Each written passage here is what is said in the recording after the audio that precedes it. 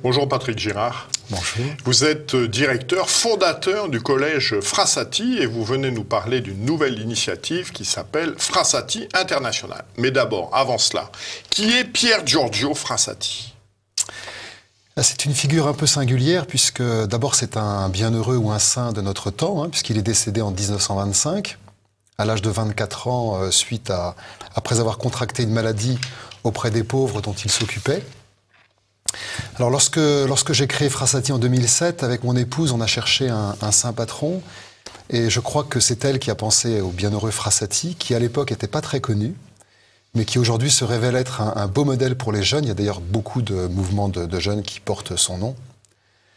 Pourquoi ? Parce que d'abord c'est un étudiant, et un étudiant pas forcément très doué, puisqu'il a eu quelques difficultés à décrocher son diplôme d'ingénieur, mais il a travaillé dur pour cela.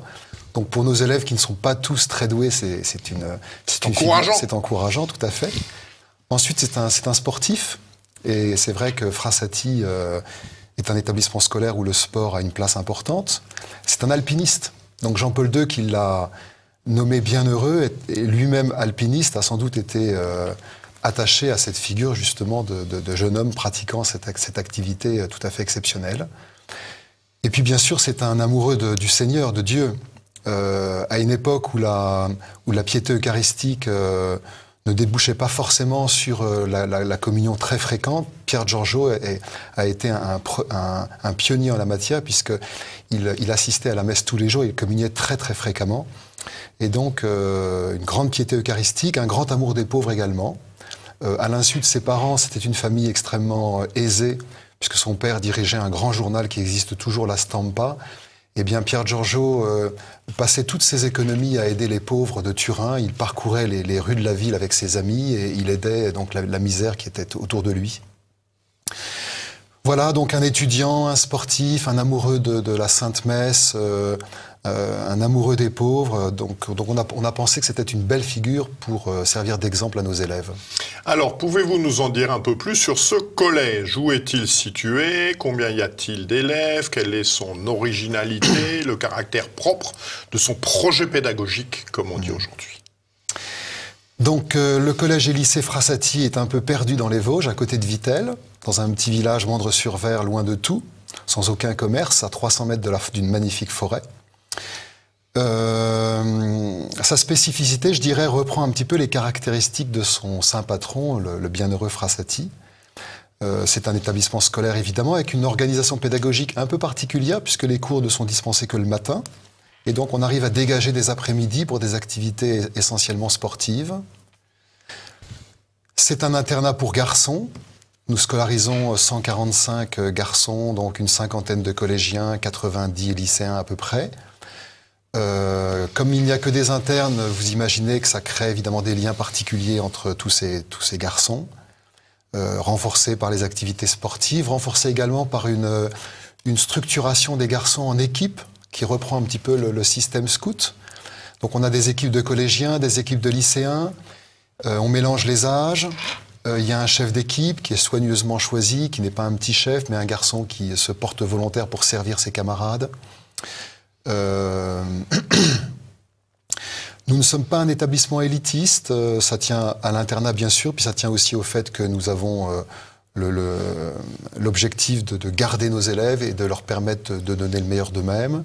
Ce qui veut dire que nous avons une organisation pédagogique avec des groupes de niveau en collège.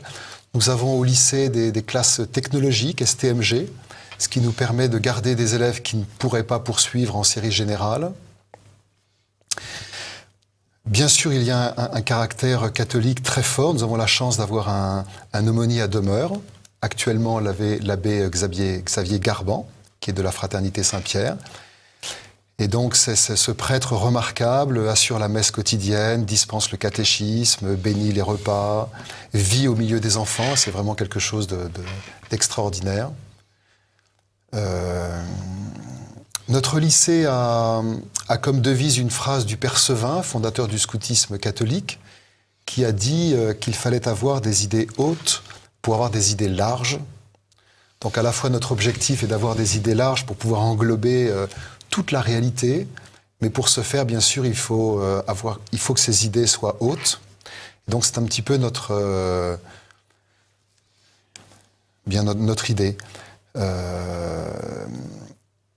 Nous nous référons également beaucoup à Don Bosco dans notre approche éducative. Alors l'idée centrale de Don Bosco, c'était de partager la vie des jeunes pour gagner leur confiance et, gagnant leur confiance, pouvoir être exigeant avec eux. Donc c'est...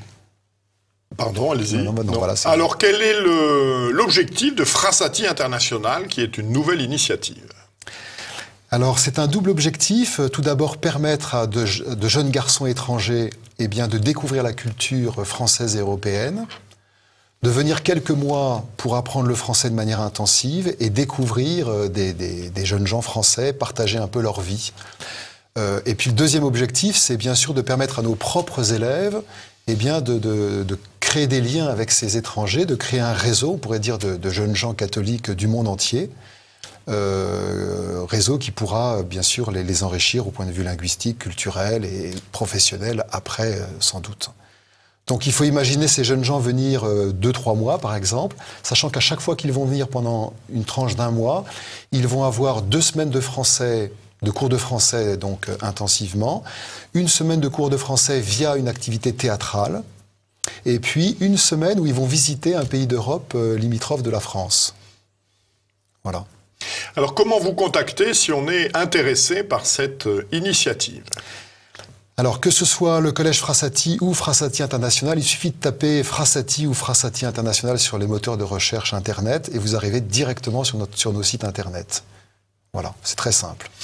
Merci beaucoup. Souhaitez-vous compléter par une information ou une réflexion? Alors, nous sommes en recherche quand même de contacts à l'étranger sur les 5 continents pour nous permettre de faire connaître notre projet. Donc, si des personnes vivent à l'étranger, ont ces contacts-là, qu'elles n'hésitent pas à nous les transmettre. Et puis, nous nous confions à la prière de tous ceux qui veulent nous aider par leur prière personnelle. Merci beaucoup. Nous vous souhaitons bon courage pour cette initiative. Je me permets de recommander à nos lecteurs, à nos téléspectateurs, la lecture d'un ouvrage qui, pour ceux qui ne connaîtraient pas, Pier Giorgio Frassati, l'ouvrage que je connais, mais vous me disiez qu'il y en a beaucoup d'autres, Pier Giorgio Frassati, l'homme des 8 béatitudes, par Anne-Sophie Rondeau, chez François-Xavier de Guibert. Merci beaucoup. Notre prochaine émission aura lieu le 8 mars prochain. C'est également moi qui l'assurerai. D'ici là, que Dieu, qui est Père, Fils et Saint-Esprit, nous garde. Bonne entrée en carême à tous.